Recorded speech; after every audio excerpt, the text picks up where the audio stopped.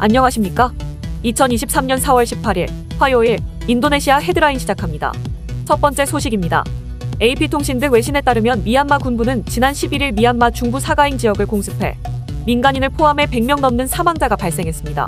2021년 군부 쿠데타 이후 군부 정권이 반군을 진압한다며 벌인 폭격 사건 중 가장 많은 사망자 규모입니다. 이번 공습은 전투기가 행사가 진행 중인 마을회관에 폭탄을 떨어뜨린 뒤 헬기 사격이 뒤따랐다는 증언이 나왔고, 행사장에서 제공되는 음식을 받기 위해 들어간 여성과 어린이, 노인 등이 다수 포함된 것으로 전해졌습니다. 당시 사건 현장에 있었던 목격자는 군중들과 조금 떨어진 곳에 있었는데 갑자기 전투기 한 대가 접근한 뒤 사람들에게 곧바로 폭탄을 떨어뜨렸다며, 조금 지나 둘러보니 연기가 자욱한 가운데 많은 사람이 숨지거나 다쳤고 건물은 불타고 있었다고 전했습니다. 이에 아세안 의장국인 인도네시아는 규탄 성명을 냈습니다. 인도네시아 정부는 모든 형태의 폭력, 특히 민간인에 대한 무력 사용을 종식시킬 것을 촉구했으며, 미얀마가 아세안 5개 합의사항을 이행할 것을 다시 촉구하였습니다. 미얀마 관련 아세안 5개 합의사항이란 지난 2021년 미얀마군 최고사령관이 참석한 아세안 정상회의에서 도출된 합의로 폭력 즉각 중단, 모든 당사자 간 건설적 대화 개시, 아세안 의장 특사 중재, 인도적 지원 제공, 아세안 의장 특사단 미얀마 방문 및 모든 당사자 면담을 일컫습니다. 하지만 이처럼 의장국 성명이 나왔지만 아세안 영내 사건임에도 유엔과 유럽연합 등 다른 국제사회의 규탄이 쏟아진 후에 나왔고, 뒤늦게 나온 성명도 모든 회원국의 합의가 필요 없는 의장국 성명이라는 점에서도 무게감이 떨어진다는 지적입니다. 한편 일각에서는 인도네시아의 미얀마에 대한 소극적인 외교를 비판하며 미얀마 문제에 대해 보다 확고한 목소리를 취하고 정상화를 위한 명확한 로드맵을 작성해야 한다고 주장하고 있습니다. 다음 소식입니다. 국제통화기금 IMF가 올해 세계 경제성장률 전망치를 하향 조정하면서도 인도네시아의 성장률 전망치는 상향 조정했습니다. CNBC 인도네시아 등에 따르면 IMF는 올해 인도네시아 경제가 전년 대비 5.0% 성장할 것으로 예상했습니다. 이는 지난해 성장률인 5.3%보다는 낮지만 지난 1월 전망치보다 0.2%포인트 높은 수치입니다. 또한 올해 인도네시아 정부 목표치에는 못 미치지만 세계은행이나 아시아개발은행의 전망치보다는 높으며, 인도네시아 중앙은행은 올해 4.5에서 5.3% 성장할 것으로 예상하고 있습니다. IMF는 인도네시아 경제는 내수 회복과 견조한 수출 실적에 힘입어 강한 성장세를 유지할 것으로 예상된다고 말했습니다. 또한 코로나19 이후 중국이 국경을 재개방하면서 인도네시아가 혜택을 누릴 것으로 봤습니다. 중국은 인도네시아의 가장 큰 무역 상대국으로 석탄과 니켈, 원유, 파묘 등 다양한 인도네시아산 원자재를 수입하고 있습니다.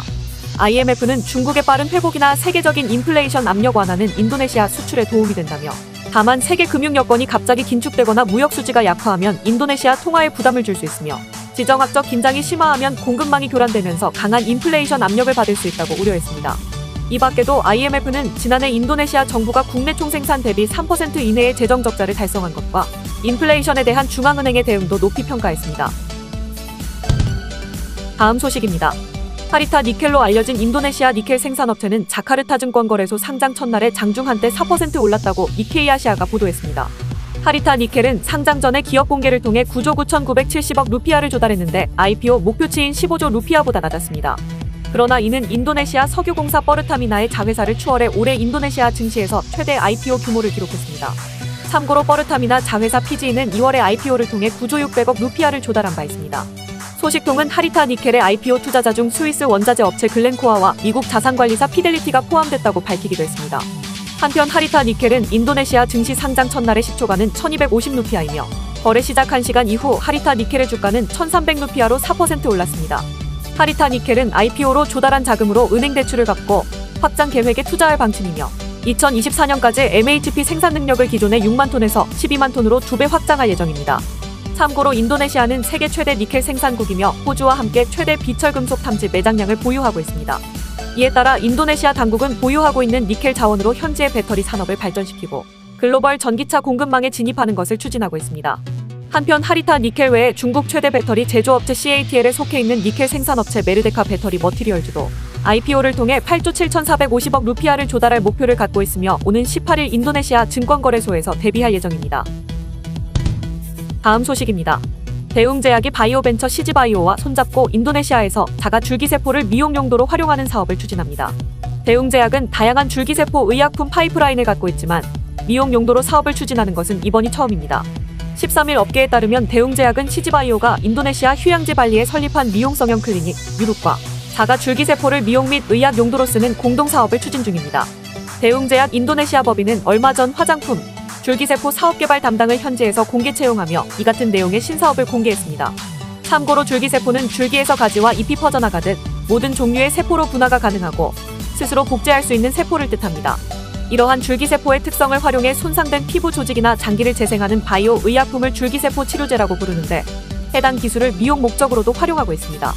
한편 CG바이오는 지난달 발리 꾸따 해변 인접 지역에 고품질 K-뷰티를 내세운 미용 성형 병원을 설립했습니다. 인도네시아 현지 의사에게 한국 미용 성형 기술을 실습 교육한 다음 한국 제품과 장비를 갖춘 발리 클리닉에 배치해 영업하는 구조입니다.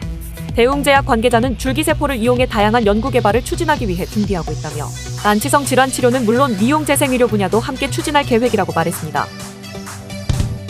다음 소식입니다. 인도네시아 정부는 가당 음료에 대한 소비세 시행을 다시 한번 연기하면서 코로나19 이후 공중보건을 개선하겠다는 약속에 대한 우려가 제기되고 있습니다.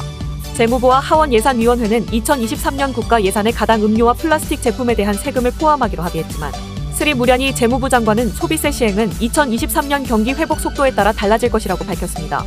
재무부 관세 및 소비세국 커뮤니케이션 담당국장은 가당 음료에 세금을 부과하는 계획이 올해 시행될 가능성은 낮다고 말했습니다. 재무부는 아직 소비세를 부과하기 위한 법적 요건을 준비하는 과정에 있으며 관계자들은 현재 국가 경제 회복의 모멘텀을 고려하면서 가당 음료에 세금을 부과하는 법적 근거로 정부 규정을 작성할 계획입니다. 참고로 재무부는 2009년부터 세원 다각화를 위해 가당 음료에 세금을 부과하는 방안을 검토해왔지만 주로 기업들의 반발로 진전이 더뎠습니다. 이후 2020년에는 재무부가 좀 더 세부적인 계획으로 가당 음료세 부과를 제안했지만 코로나19 팬데믹으로 인한 경기 침체로 인해 의원들이 이를 거부했습니다. 한편 인도네시아 식음료 생산자 협회의 아디 루크만 회장은 소비세가 공중보건에 긍정적인 영향을 미칠 수 있을지에 대해 회의적인 입장을 표명했습니다. 그는 소비자에게 추가 부담을 줄 수 있는 세금을 부과하는 대신 정부가 대중이 더 건강한 식단을 선택하도록 교육에 집중하는 것이 더 낫다고 제안했습니다.